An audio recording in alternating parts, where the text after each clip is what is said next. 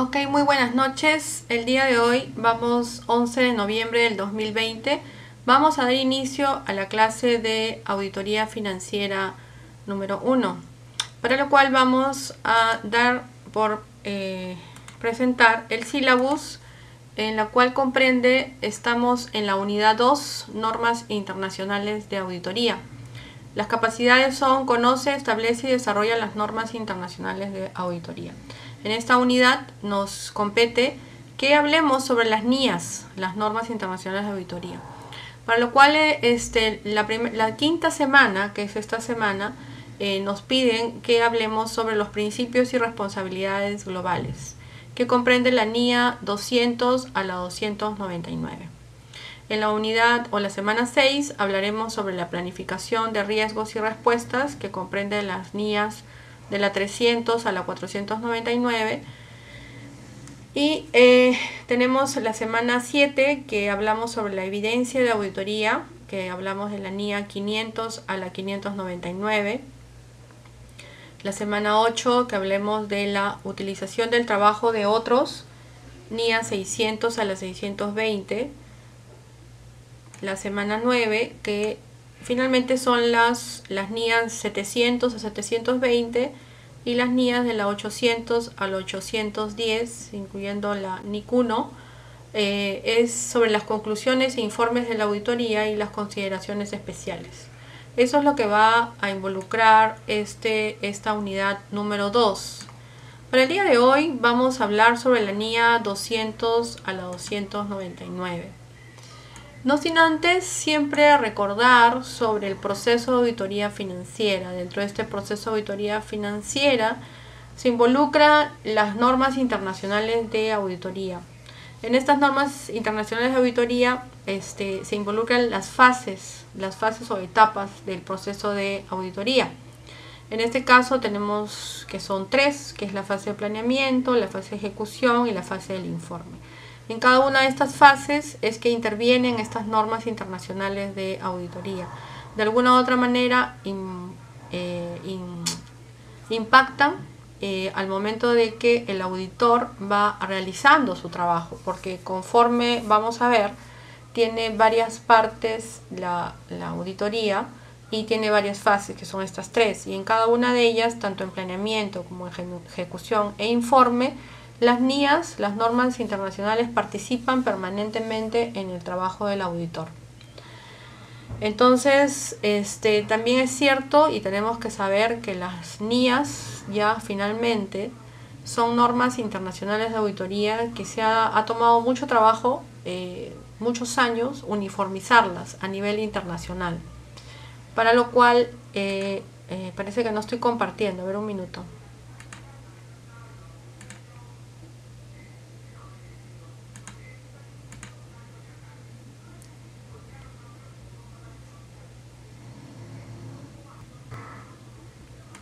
Listo. Ahora sí, para lo cual estas normas internacionales de auditoría sirven para poder hacer el trabajo, que el auditor haga mejor su trabajo. Los objetivos de las normas internacionales de auditoría, como verán, estas no han entrado en el examen, ¿no? Entonces el examen, el segundo parcial, va a entrar desde hoy, ¿no? Que es las NIAs 200 a la 299. El objetivo de estas NIAs finalmente es que hacer que el trabajo del auditor sea creíble, ¿no? Por eso dice que el objetivo principal es mejorar la credibilidad de la información financiera y garantizar la calidad de los servicios. En el examen puede venir qué son las NIAs, definitivamente, cuál es el objetivo principal, ¿no? Porque tiene varios objetivos, pero el principal, ¿cuál es? El principal es mejorar la credibilidad de la información financiera y garantizar la calidad de los servicios. Por medio del desarrollo contable del auditor, quien va a tener pues a su disposición todos los elementos de los estados financieros, finalmente, ¿no? Ahora, hay entes reguladores y estos son internacionales, ¿no? El Consejo de Normas Internacionales de Auditoría y Atestiguamiento se llama. Ya, y estos, mediante congresos, han habido N congresos internacionales y durante años se llegaron a acuerdos internacionales entre todos los auditores de los países, ¿no? Y se llevaron a uniformizar, no sin antes comentarles de que las principales compañías auditoras, como vimos en clases pasadas, porque el origen fue británico básicamente, donde nacieron los principales mandatos de lo que era auditoría o control, son inglesas y norteamericanas, ¿no? Pero también decirles de que en estos países, sobre todo en Estados Unidos, es donde ha habido los mayores fraudes, ¿no? El último ha sido la bomba inmobiliaria, ¿no? La burbuja inmobiliaria y Enron, ¿no? Que fueron dos casos bastante sonados. Vamos a tener, si es posible ahora o en la próxima clase, unos casos sobre los que pasó, ¿no? En Enron y en la burbuja inmobiliaria. De alguna u otra manera, no lo sé, pero es así. En estos países, sobre todo Estados Unidos, ha surgido estos fraudes tan grandes, ¿no?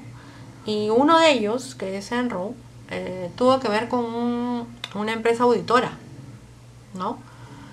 Entonces, no estuvo la Pricewaterhouse exactamente, pero fue una similar a la Price, ¿no? La Pricewaterhouse es una empresa auditora internacional que tiene sede en Latinoamérica y en el mundo, ¿no? Y esta empresa auditora no fue la que entró en el tema, pero fue otra. Y por eso digo, o sea, el tema de la auditoría, si bien es cierto, los que originaron todas las NIAs, que fue Estados Unidos y Gran Bretaña, Europa también, pero se relajó un poco a mediados del siglo XX. Pero sin embargo Estados Unidos ha tenido los peores fraudes y encima uno de ellos ha intervenido una compañía auditora, ¿no? Que ha sido históricamente fatal, ¿no? Bueno, y acá ya comenzamos, si antes hablábamos en forma de resumen, ahora ya vamos a profundizar, ¿no es cierto? Vamos a profundizar, pero hoy día obviamente con calma, porque es la quinta semana, ¿no? Pero ya vamos a comenzar a hablar, ¿no? Vamos a comenzar a hablar, por ejemplo, de la NIA 200, ¿no? Y te pide de la NIA 200 a la 299, te pide hablar en este capítulo. Ya, vamos a hablar de la NIA 200, y todos estas NIAs que involucran esta situación de la 200 a la 299 son las NIAs que se tienen que ver con los principios generales y responsabilidades, ¿ya? Entonces ese es el inicio del capítulo del día de hoy, para lo cual vamos a comenzar, ¿no? Ahorita vamos a hablar probablemente en forma de resumen, pero en la próxima clase vamos a hablar de cada una de las NIAs, profundizando y poniendo casos prácticos, ¿no? Porque es lo que manda pues este capítulo, ¿no? Esta semana nos manda a hablar de esta NIA, de la 200 a la 299. Entonces el día de hoy vamos a hablar a grandes rasgos y las principales vamos a, o las que pensamos que pueden ser mayores impactos, vamos a profundizarlas con algún caso el día viernes, ¿no? Que tenemos clase nosotros. Entonces la NIA 200, que está dentro del marco de la NIA de los principios generales y responsabilidades del auditor. El alcance de la NIA 200 es que establece los objetivos globales del auditor independiente. Claro, o sea, en esta NIA comenzamos a hablar sobre todo lo que tenga que involucrar a los principios generales y responsabilidades generales que involucre la auditoría y al auditor en sí, dentro de la auditoría. Ayuda al auditor a obtener una seguridad razonable de los estados financieros mediante la aplicación de esta NIA. Y el juicio personal, la aplicación del juicio personal, escepticismo profesional, identificando y valorar el riesgo de la incorrección material. Ya entra la incorrección material, ¿no? O sea, ¿qué cosa es la incorrección material? Es que lo que vaya a encontrar esté mal hecho, ¿no? Y esa incorrección material, como vamos a verla más adelante, tiene dos sentidos. Una es voluntaria y una es a propósito, ¿no? La voluntaria puede ser un error, la involuntaria puede ser un error. Un error técnico lo comete cualquiera, pero cuando se hace por lo opuesto, eso es delito, ¿no es cierto? Y para ello obtener una evidencia suficiente y adecuada, formando una opinión con conclusiones alcanzadas. Entonces, como ven, en esta NIA, una que como que les da las reglas de juego, ¿no? Le ayuda a que tengan establecer estos objetivos globales de toda la auditoría y te ayuda a obtener seguridad en que estos estados financieros sean razonables, ¿no?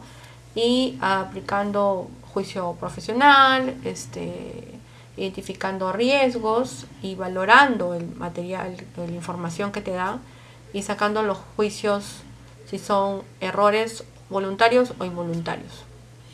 ¿Ya? Entonces esta NIA te habla de eso, o sea, tienes que hacerla así, así tienes que hacer la auditoría, te dice. ¿Cuál es el objetivo de esta NIA? Finalmente es obtener una seguridad razonable de los estados financieros, ¿no es cierto? Yo creo que casi todo el contexto de las normas internacionales de auditoría, el principal, y creo que es ¿no? Porque te habla incluso que estas, como vimos adelante, el objetivo principal de las NIAs es que los estados financieros sean razonablemente seguros, ¿no es cierto? Porque puede ser que te estén entregando estados financieros pero sean unos mamarrachos. Puede ser que te estén entregando estados financieros pero sean cocinados, como le dicen, ¿no? Puede ser que te estén entregando informes financieros, estados financieros, pero realmente no sean reales, ¿no? Ahora, hay que tener mucho cuidado para poder valorar, por decirte, el tema de la incorrección material, ¿no? En alguna oportunidad participé en algún equipo de auditores para colaborar con ellos. Y pude percibir con mucha calma cómo ellos recogían la información inicial. Pero obviamente yo no soy especialista en auditoría, pero yo pude percibir también de que había una demora en el estado financiero. ¿Qué es lo que había pasado? Cuando nosotros pedimos los estados financieros ya teníamos que recoger la información y ya nos teníamos que instalar para poder hacer análisis. A mí me tocó lo que era caja y bancos. Entonces yo tenía que hacer arqueos, conciliaciones, como contador para poder determinar si los saldos que estaban puestos en el balance eran ciertos, ¿correcto? El balance era el 31 de diciembre de 2014. Ya, nosotros llegamos en febrero y no nos entregaban los estados financieros. ¿Y qué había pasado? Que no habían terminado el trabajo, ¿no? O sea, no se había presentado a la SUNAT la declaración jurada todavía. Y por eso no nos entregaban. Nos pasamos unos 4 días pidiendo los estados financieros y no nos entregaban. Nos entregaron un folder donde había un balance, un estado de ganancias y pérdidas, balance de comprobación y varios detalles.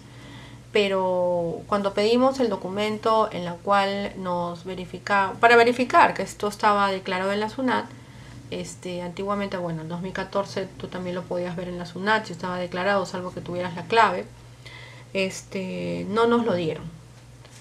Entonces, la primera en darse cuenta fui yo. ¿Por qué? Porque la primera cuenta, ¿cuál es? La 10, pues, ¿no? Entonces, esa te la piden al toque que la evalúes, ¿no? Entonces, me dieron 2 días para evaluarla y yo quería la declaración jurada de la SUNAT para poder chequear si es que el monto que estaba en ese folder estaba correcto.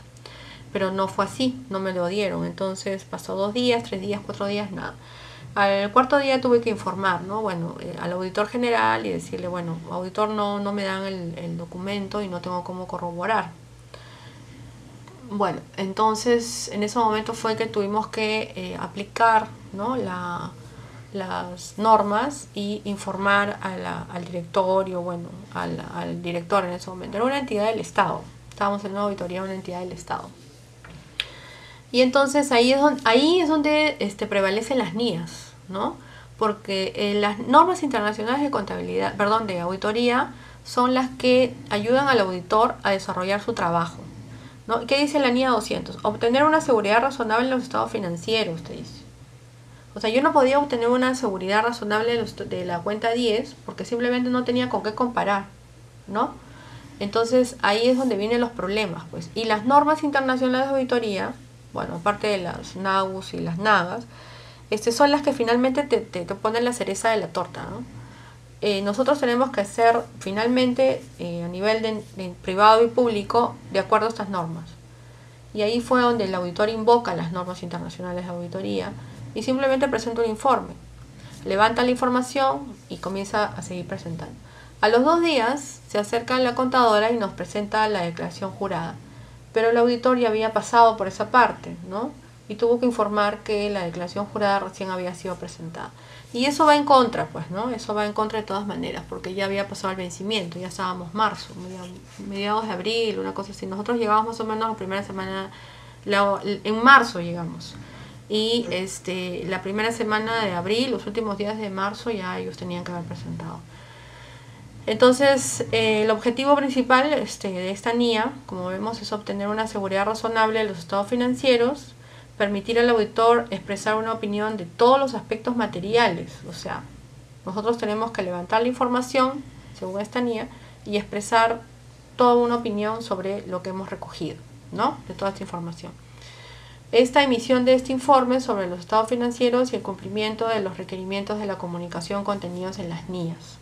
Claro, conforme vas avanzando, vas tú armando el paquete de comunicaciones, no sé, pues a las entidades externas, ahora vamos a ver, hay una NIA también que habla de eso, a las entidades internas, ¿no? Entre áreas, ¿no? Entonces, toda esa información la vas recogiendo y se va armando un expediente, ¿no?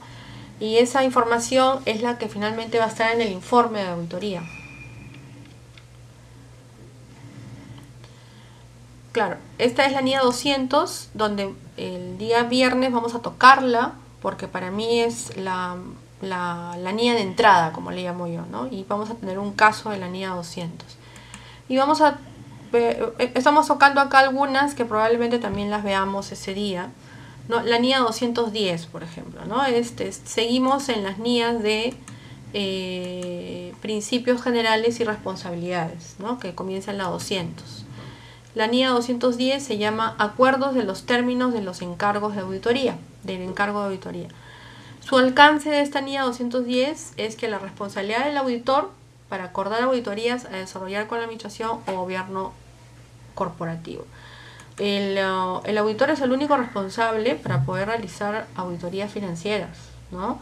Es el único profesional especializado que tiene que hacer una especialidad y estudiar 2 años en el colegio de contadores de su jurisdicción, en la cual es el responsable de la auditoría que vaya a presentar, tanto a nivel de gobierno, o sea, a nivel de Estado, como a nivel privado, en ambas partes, ¿no?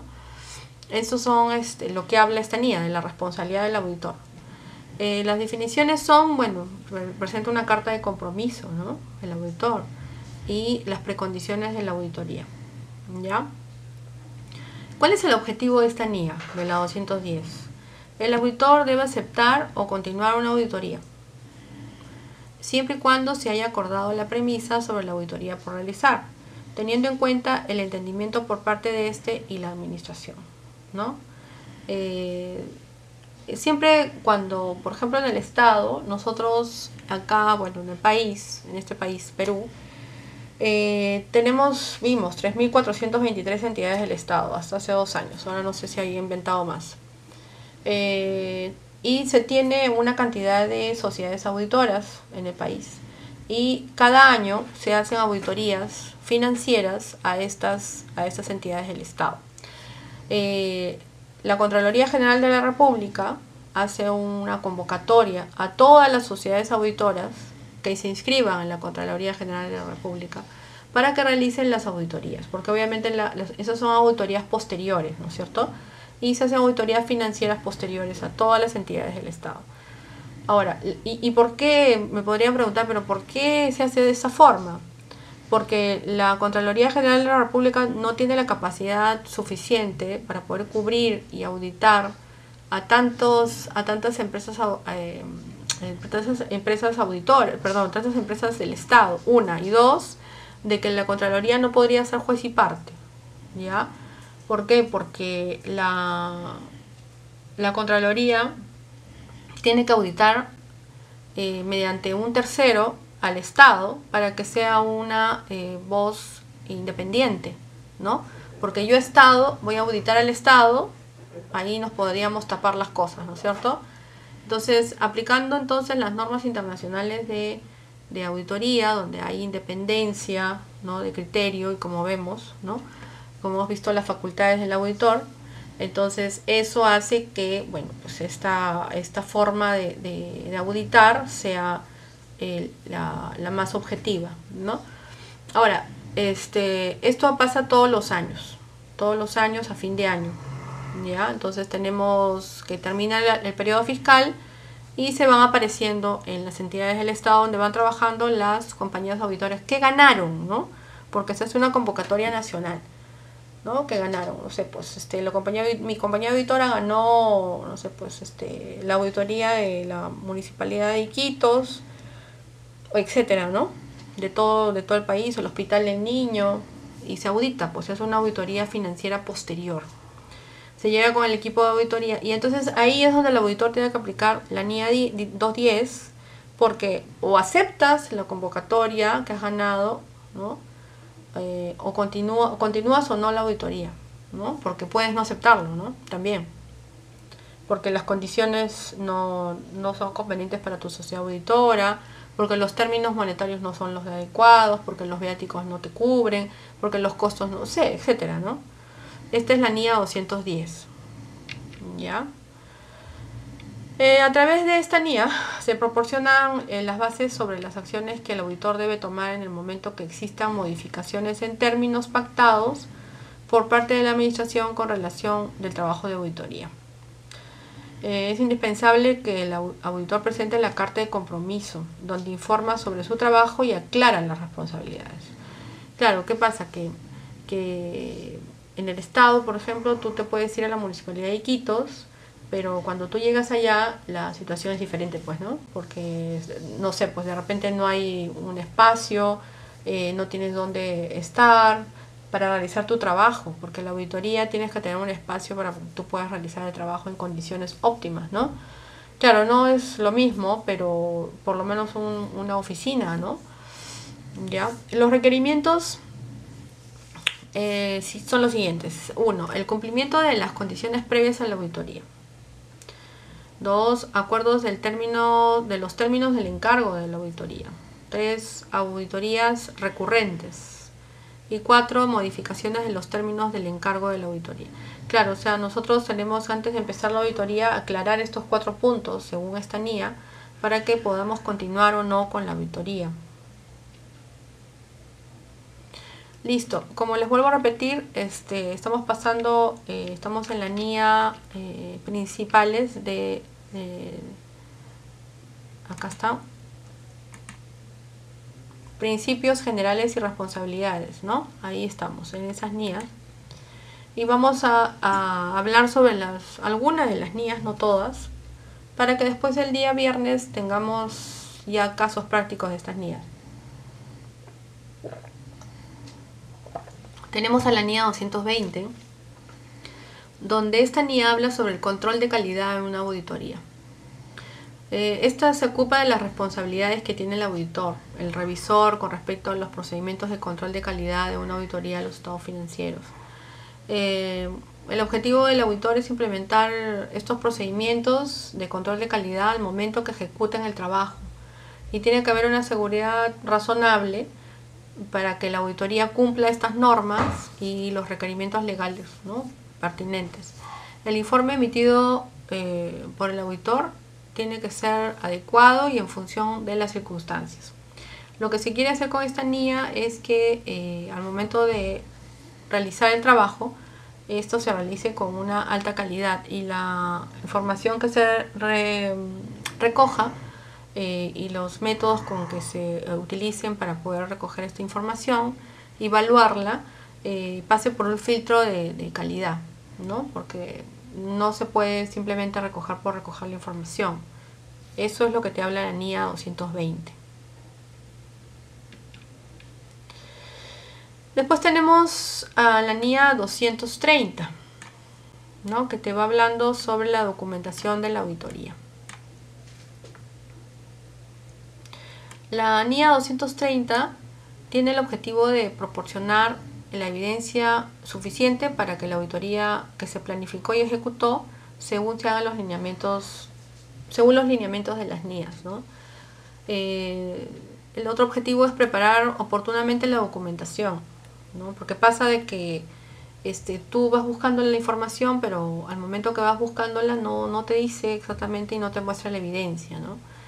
Y cuando preparas la información tiene que ser la suficiente y apropiada de la auditoría. O sea, no puedes, para eso tú tienes que contratar a peritos, ¿no? Y contadores especializados en análisis de cuentas y mismos auditores también especializados en el tema, ¿no? En realidad lo que viene ahí a ser el levantamiento de la información va a depender mucho del giro de la naturaleza de la empresa o entidad a auditar, ¿no? Hablamos, por ejemplo, de los hospitales, ¿no? Ahí no solamente van a auditar contadores o auditores puros, tienen que entrar a tallar ahí médicos, ¿no? Médicos y enfermeras que son especializados en auditoría, ¿no? En gestión pública, para que ellos puedan de alguna u otra manera explicarnos a los auditores o participan incluso en la demostración de los procedimientos que se hacen en salud, al igual que en salud, al igual que en educación también, ¿no? Y a nivel también del Poder Judicial. Bueno, aunque el Poder Judicial está bastante tocado, no hay mucho que ver ahí, pero igual, ¿no? Sobre todo en lo que es educación y salud, se necesitan todo tipo de profesionales, ¿no? En el tema del medio ambiente también, ¿no? El Ministerio del Ambiente también se necesitan ingenieros ambientales, ¿no? Para poder hacer la auditoría para ese tipo de entidad. En el tema de los bomberos, se necesita gente que tenga que ver con el riesgo del desastre. El tema de INDECI, por ejemplo, ¿no? El tema de INDECI, que es la reacción del desastre, ¿no? También.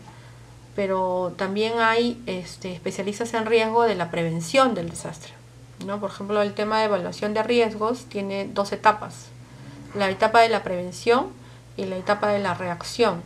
Y una tercera etapa, que es la etapa de la resentamiento, ¿no? Que es cuando ya pasa la desgracia. Entonces tú tienes, la prevención es, en el riesgo de desastre, es cuando tú tratas de prever mediante elementos normativos que no se construyan en las laderas de los ríos, por ejemplo, ¿no? O no se construyan donde alguna vez pasó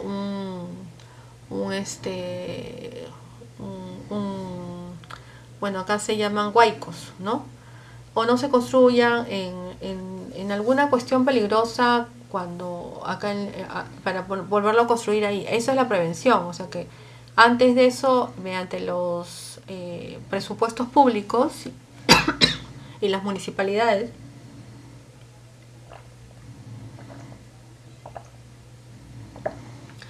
esta prevención del riesgo del desastre mediante normativas internas hace que incorporen dentro de los presupuestos de las municipalidades y los gobiernos regionales presupuestos para que se pueda combatir la prevención del riesgo del desastre. Esta entidad también existe, ¿no? Está dentro del Ministerio de Defensa. Otra entidad que sigue a esto es INDECI, que es la reacción de este desastre, cuando el desastre ya se dio, ¿no? Y la otra es también INDECI, cuando hay que reasentar a estas personas, ¿no? Y también con la prevención juntas. Finalmente, como ustedes ven, hay etapas en eso. Entonces, para poder evaluar a estas empresas en una auditoría, se necesitan especialistas en riesgo de desastre. ¿Y quiénes son ellos? Son geógrafos, geólogos, arquitectos en riesgo de desastre. Son profesionales que tienen que ver con el riesgo de desastre, ¿no? Entonces estamos viendo de que para poder tú auditar, realizar una auditoría financiera a una entidad del Estado que tiene que ver con educación, con el riesgo del desastre, con salud, tendrías que ir con un equipo multidisciplinario. No solamente van contadores y auditores, ¿no? Que son finalmente contadores. Ya, entonces por ahí va el tema, ya, y entonces aquí es donde esta NIA, para poder tú preparar oportunamente esta documentación, tienes que también llevar pues de alguna manera al personal multidisciplinario. La estructura y contenido de esta NIA te dice que el auditor deberá preparar la documentación de la auditoría de modo que facilite que un auditor con experiencia que no tenga una conexión previa con la auditoría la entienda. Debe contener el momento de realización, extensión del procedimiento, los procedimientos deben tener conclusiones, los temas significativos y las conclusiones deben documentarse. Los papeles de trabajo deben archivarse oportunamente y la documentación de auditoría puede registrarse en papel o en forma electrónica u otros medios. ¿Qué pasa? Que en esta NIA te dice que finalmente tú tienes que realizar todo este trabajo para que cualquier otro profesional pueda leerlo y pueda entenderlo, ¿no es cierto? Ahora, claro, los medios electrónicos ahora te han hecho de que todo se simplifique, ¿no? Se haga virtualmente. No sé cómo va a ser este año, honestamente, porque las auditorías empiezan ya a fines de febrero del próximo año y tendría que encontrarse la vacuna para poder hacer la auditoría, ¿no? Y ahora, las auditorías pueden hacerse virtuales. O sea, nunca ha pasado una situación, nunca ha habido una pandemia y en toda la historia de lo que es control que yo conozco, nunca hemos visto una situación así, ¿no? Primera vez, ¿no? Me imagino que ya no existe ninguna norma de auditoría que te hable de una situación así como la que estamos viviendo. Tendría que, de alguna u otra manera, enviarse la información a las sociedades auditoras, pero por lo que yo sé, es de que las sociedades auditoras están viajando, ¿no? Tengo 2, 3 colegas que tienen sus sociedades auditoras y ya me han comentado que a partir de febrero no van a poder trabajar porque en universidades porque están yéndose a provincia a hacer las auditorías, ¿no? Y regresan a fines de abril, o sea que a partir de julio recién vamos a poder contar con ellas como profesionales aquí en Lima. Entonces eso significa que sí están yendo a lo que es las intervenciones, las auditorías, ¿no? Acá en Lima no lo sé, porque lo que se ha podido percibir es de que se ha controlado la pandemia en provincia, pero en Lima no, en Lima sigue aumentando, ¿no? La cantidad de infectados. Bueno, continuemos entonces con las NIAs. Bueno, para esta NIA 230 que estamos, documentación de auditoría, tenemos ciertos requerimientos en la documentación. La documentación que provee, ¿no? Provee evidencia en la que el auditor se basó para dictaminar el informe, ¿no? O sea, esta documentación que finalmente hace el auditor, que la evidencia en esta NIA, tiene que tener todo el contenido para poder, que se basó él para poder hacer su dictamen, ¿no? ¿Qué otra cuestión provee? La evidencia de que la auditoría se planeó según las NIAs. Claro, esta auditoría también tiene que proveer de que esta auditoría se hizo de acuerdo a las NIAs establecidas. ¿Ya? ¿Qué otra cuestión provee esta NIA? Tiene que llegar a una conclusión de que la auditoría cumplió los objetivos. O sea, toda la documentación que el auditor finalmente va a mostrar tiene que proveer estas 3 evidencias. ¿Cuáles son los requerimientos de esta NIA para la documentación? Tiene que tener una preparación oportuna. Tiene que haber una preparación oportuna de la documentación de esta auditoría. La documentación de los procedimientos de auditoría aplicados y de la evidencia de la auditoría obtenida, ¿no? Tiene que haber una compilación del archivo final de la auditoría, ¿no? O sea, todo lo que vayamos compilando tiene que estar. Eso no ha variado hasta ahorita, por lo que yo estoy viendo, ¿no? Bueno, y en caso de inaplicar un requerimiento o de cuestiones surgidas después del informe, o sea, que pase algo después del informe, el auditor deberá documentar los hechos y las conclusiones obtenidas y en caso de inaplicación debe decirse el motivo. Claro, hay documentación que se puede entregar posterior, pero tienes que indicar el motivo. Para ello se establecen lineamientos para considerar error o fraude. Perdón, estamos en la NIA 240 ya. Pensé que estábamos en la NIA 230. Ya. La NIA 240 nos habla sobre La responsabilidad del auditor en la detección de fraudes e irregularidades. Aquí vamos a parar porque es una NIA bastante fuerte y es una de las NIAs que básicamente utiliza los auditores tributarios, ¿no?, de SUNAT. Ellos, claro, no hacen una auditoría financiera, pero en muchos casos que yo he estado presente, en cierta forma, sí han hecho auditorías financieras, ¿no? Enfocados obviamente al tema tributario, ¿no? Porque lo que pueden hacer, y están autorizados la SUNAT, es a pedir los estados financieros y ver cómo ellos hicieron el cálculo del impuesto a la renta. Y para poder nosotros determinar como auditores tributarios cómo es que calculó el impuesto a la renta de este periodo fiscal, si estuvo bien o no, tenemos que pedir el balance, pedir los estados financieros, porque finalmente eso es lo que ellos calculan, pues, ¿no? Porque está el estado de ganancias y pérdidas, y en el estado de ganancias y pérdidas están todos los gastos, ¿no es cierto? Y esos gastos deducen, pues, todos los ingresos y también del costo de ventas. Y finalmente tenemos que evaluar, o sea, la SUNAT lo que hace es evaluar todos esos gastos, ¿no? Ahora, cuando se trata de una auditoría netamente del IGB, bueno, te pide compras y ventas, ¿no? Pero cuando se trata del impuesto a la renta, sí te pide toda la contabilidad, porque tienes que ver cómo es que llegaste tú a ese impuesto a la renta, ¿ya? Entonces, esta NIA, que es la NIA responsabilidad del auditor en la detección de fraudes y irregularidades, es la NIA que te ayuda a poder detectar ese tema, ¿no? Justamente hablábamos de la empresa Enru como caso, vamos a ver en algún video seguramente en la próxima clase, que se detectó, pues, ¿no? Hubo ahí algún auditor que surgió y habló, ¿no? Y detectó que había un fraude, ¿no? Entonces esta NIA es la que te ayuda para eso, ¿no? ¿Y cómo te ayuda? Se establecen los lineamientos para considerar error o fraude en la auditoría de los estados financieros.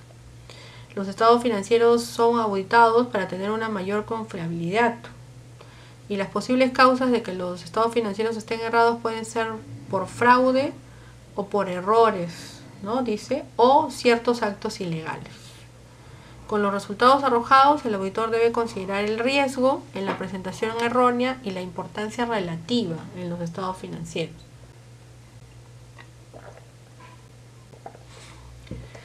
Esto es lo que obtienes al aplicar la NIA 240, ¿ya? ¿Cuál es el objetivo de la NIA 240? Obviamente identificar y valorar los riesgos de incorrección debido a errores o fraudes. Si son errores, ok, cualquiera puede cometer errores, pero fraudes no, pues, ¿no? ¿Cuál es el otro objetivo? Obtener suficiente y adecuada evidencia de la auditoría. La otra es mantener adecuada reacción a la presencia de fraude o a indicios de esta. Esos son los objetivos de la NIA 240. Los requerimientos. Escepticismo profesional. El auditor mantendrá la incertidumbre durante la auditoría de un posible fraude. O sea, que si tú encuentras un fraude como auditor, no puedes tú comunicarlo, simplemente te tienes que quedar callado, ¿no? Y tienes que mantener tu boquita cerrada y en la incertidumbre, como dice ahí, como indica la NIA. La aceptación de registros y documentos auténticos. La discusión entre los miembros. Expuestas discusiones, incorrecciones o fraudes, lo que coloca en duda la honestidad de la dirección. Eso sí se tiene que ir discutiendo, ¿no? Porque definitivamente con quien lo discutes es con el director o gerente general o ministro o el secretario general en el caso del Estado. Existe después del ministro y viceministro un secretario general. Ese secretario general es la autoridad administrativa más grande de toda la entidad del Estado, ¿ya? Entonces, después de ese secretario general siguen toda la parte administrativa, administrador, jefe de administración, jefe de OPP, contabilidad, etc. Pero el que está a cargo de eso es el secretario general. Entonces, este secretario general, con él sí puedes ir discutiendo estas cosas, ¿no? Discutiéndolas, pero para nada diciéndole que existe, ¿no? Pero lo que ya te coloca en duda la honestidad de esta dirección, ¿no? Porque hay un tema, ¿no? Por ejemplo, administrativamente los responsables son los secretarios generales para abajo, ¿ya? De ahí para arriba no hay responsabilidad administrativa. ¿Saben por qué? Porque existe una directiva, que normalmente lo hacen los viceministros y los ministros, donde delegan funciones. Ojo con eso. Por eso es que lo que ha pasado, Ya, lo que ha pasado es, bueno, yo no voy a hablar de política definitivamente, pero voy a hablar del tema técnico. Lo que ha pasado es, del tema político, no lo voy a hablar, pero lo que ha pasado es que simplemente han sacado un funcionario, técnicamente hablando, y yo estoy segurísima que ese funcionario tiene una delegación de funciones, sí, definitivamente. Esa delegación de funciones se lo deja a cargo el secretario general, ¿ya? El secretario general de su entidad, de su ente, es el encargado y el responsable administrativamente de todo lo involucrado en los egresos y los ingresos de la entidad o del manejo de recursos financieros, ¿ya? Entonces, él es el encargado tiene responsabilidad administrativa se llama, ¿ya? Si tú tienes esa delegación de funciones, no tienes responsabilidad administrativa, ¿ya? Entonces, cuando interviene Contraloría, quien va a formar parte de esa responsabilidad administrativa, la responsabilidad llega hasta el secretario general. De ahí para arriba no llega. Eso es técnicamente hablando. Ya, ahora, el tema es administrativo. Y si eso se convierte en penal, tendría que haber una denuncia penal, que no la hay. ¿Ya? Eso es lo único que voy a decir por el tema, el caso de este funcionario, que ya sabemos quién es. Así que, por las puras, han hecho lo que han hecho. Técnicamente hablando, no hay sustento técnico. Pero bueno, en fin. De los requerimientos que necesitamos es esto, ¿no? Este escepticismo profesional del auditor, aceptación de los registros y documentos técnicos y discutir entre el responsable más alto, en este caso el director, el secretario general, etcétera, ¿no? El procedimiento es identificar los riesgos de incorrección material, ¿no? Originada por fraude. Se tiene que identificar cómo es que se ha hecho este fraude, se identifica mediante obviamente procedimientos, ¿no? ¿Qué te digo? Pues conciliaciones, si se trata de inventario, si se trata de colusión es penal, si se trata de alguna orden de servicio mal ejecutada, ¿no? Y indagaciones ante la dirección sobre valoraciones, ahí está identificación y comunicación, ¿no? Porque para que tú puedas comprobar si es que alguna orden de servicio según la ley de contrataciones actual está direccionada o no, ya no hay forma, porque la ley de contrataciones ya no te permite, ya no hay huecos, ya no hay espacios vacíos en la ley de contrataciones, ya no hay, ya. Todo está bien normado, o sea que está bien cuadriculado, ya no hay forma de que se te escape nada. Hace 4 años sí, hace 6 años sí, ¿no? En el 2014 habían vacíos, pero ahora ya no hay vacíos, o sea que aquel funcionario que quiere cometer algún acto o es un tonto que se quiere meter un harakiri o no sabe pues la ley, ¿no? Porque la ley es bien clara, no hay forma la ley de contratación está clarísima. No hay forma de que si tú contratas a alguien por orden de servicio y esto tiene carácter de permanencia, vínculo laboral, yugo, subordinación, más de 8 horas, etcétera, es un empleado. Y eso se puede demostrar fácilmente porque el hombre está permanentemente en la entidad. O sea, hacer lo contrario es meterte un harakiri. O sea, no hay forma, ¿no? Mejor contrátalo, quieres, bueno, hazle un proceso, ¿no? Y que participe pues en un proceso y si es calificado de acuerdo a lo establecido, bueno, ganará. Porque por eso es que yo digo, los funcionarios que hicieron lo que han hecho, para mí son gente que no tiene sustento técnico, o sea, que no conoce y ha cometido tontamente un error tras error, ¿no? Es lo que yo pienso desde el punto de vista técnico. Porque no es normal, o sea, que tú vayas a hacer lo que has hecho. O sea, hay que ser bien tonto para meterte en una camisa de 11 balas. O sea, nada que ver.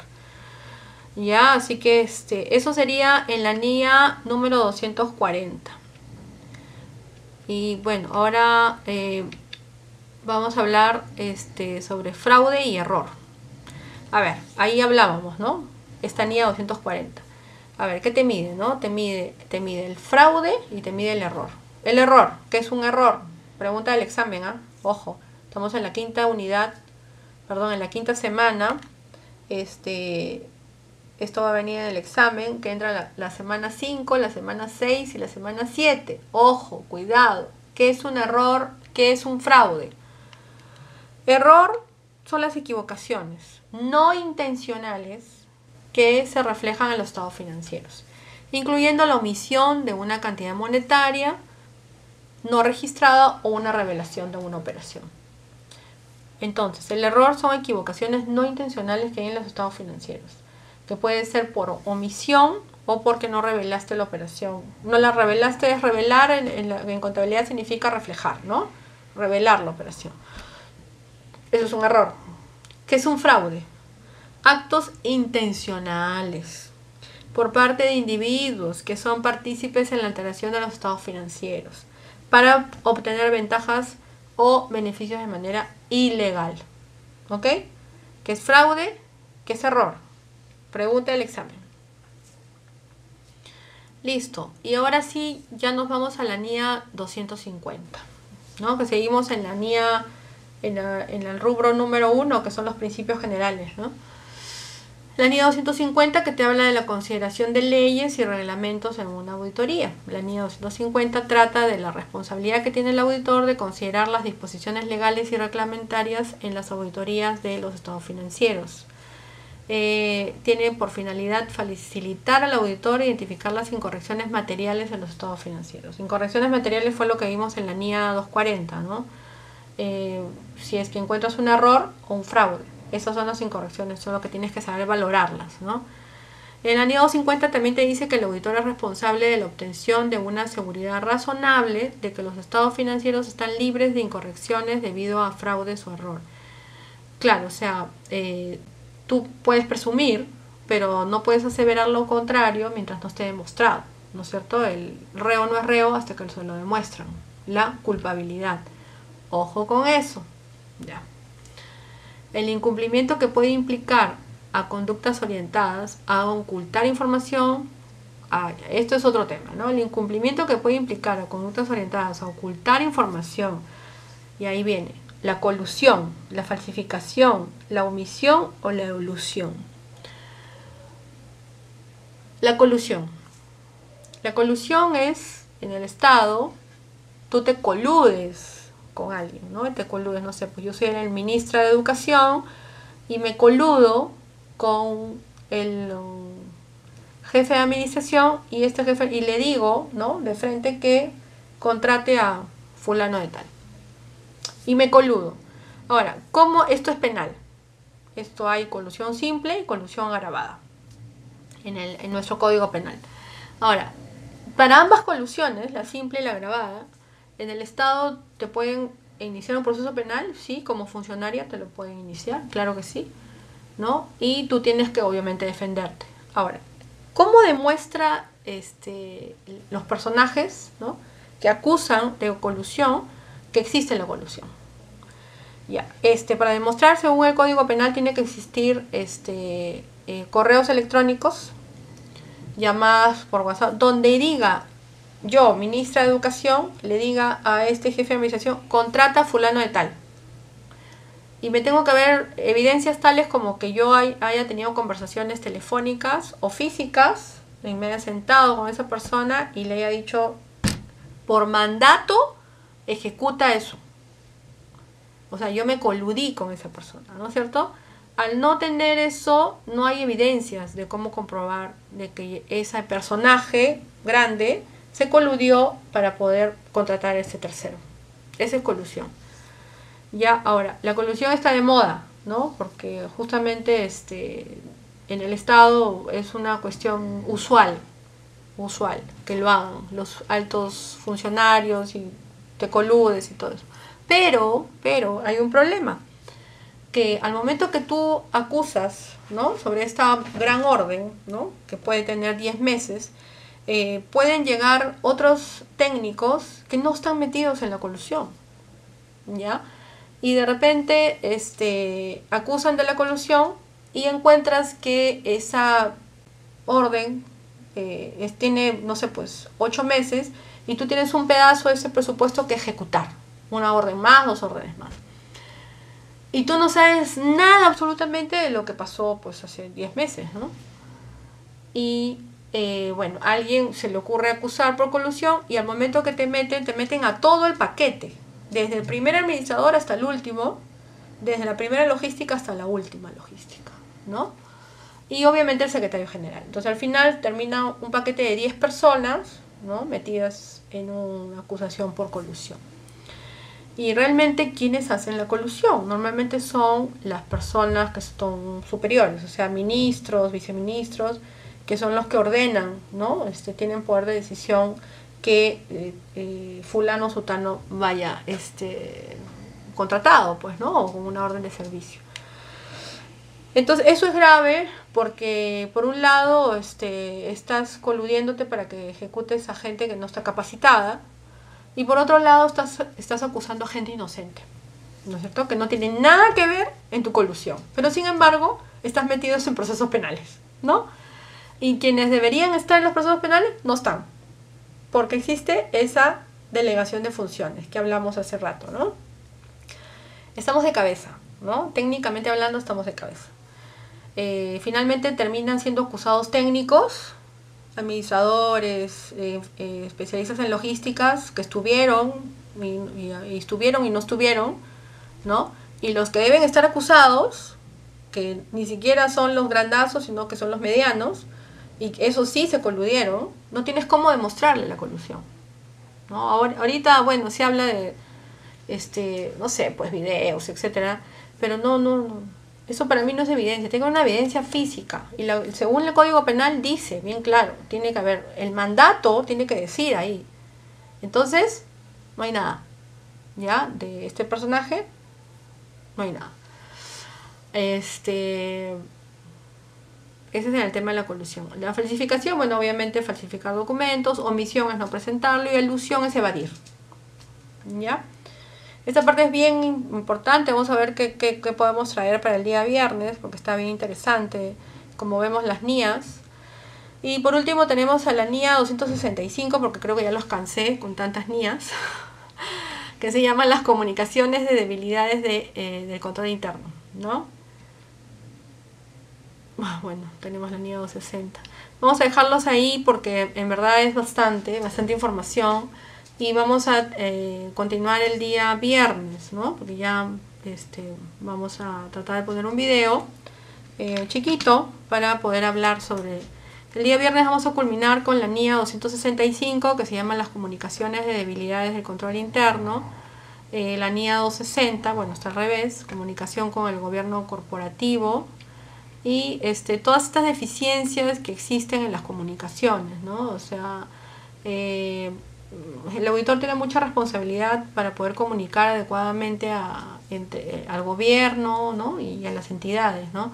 Pero ahí justo viene todo un tema, ¿no?, que se mete mucho la política, ¿no?, y comienza a transgredir algunos procesos, ¿no? Pero bueno, eso lo vamos a hablar el día viernes. Listo, vamos a dar por terminada esta primera parte para poder poner el videito y después ya hablar sobre la tarea, la última tarea que vamos a dejar. Un minuto, por favor, vamos a dar corte para poner la última parte, que es el video, ¿sí?